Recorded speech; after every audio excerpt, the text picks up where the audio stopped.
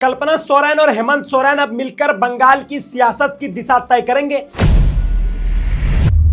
क्या हेमंत और कल्पना की एंट्री से पूरा चुनावी समीकरण बदल जाएगा?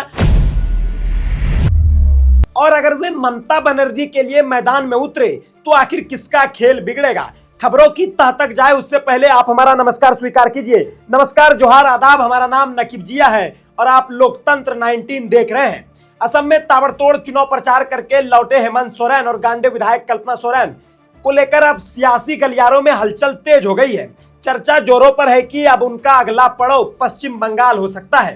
राजनीतिक नजरें अब इस बात पर टिक गई है कि क्या हेमंत सोरेन और कल्पना सोरेन बंगाल में ममता बनर्जी के लिए चुनाव प्रचार करेंगे।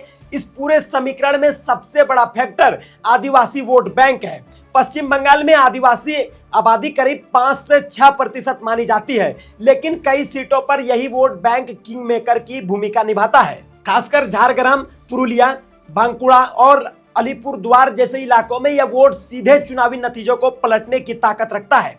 ऐसे में अगर हेमंत सोरेन बंगाल में सक्रिय होते हैं तो इसका सीधा असर आदिवासी वोटरों पर पड़ सकता है। यही वजह है कि इसे तृणमूल कांग्रेस के लिए संभावित गेम चेंजर के तौर पर देखा जा रहा है, क्योंकि हेमंत सोरेन की पहचान एक मजबूत आदिवासी नेता के रूप में है और उनकी अपील सीमावर्ती इलाकों में खासकर डाल सकती है। इससे टीएमसी को सीधा फायदा और विपक्ष को खास करके भारतीय जनता पार्टी को नुकसान होने की संभावना जताई जा रही है। अब देखना दिलचस्प होगा कि ये सियासी क्यास हकीकत बनते हैं या नहीं, लेकिन अगर हेमंत सोरेन और कल्पना सोरेन बंगाल जाते हैं तो ये सिर्फ प्रचार नहीं बल्कि चुनावी खेल को पूरी तरह बदल देने वाला कदम साबित हो सकता है।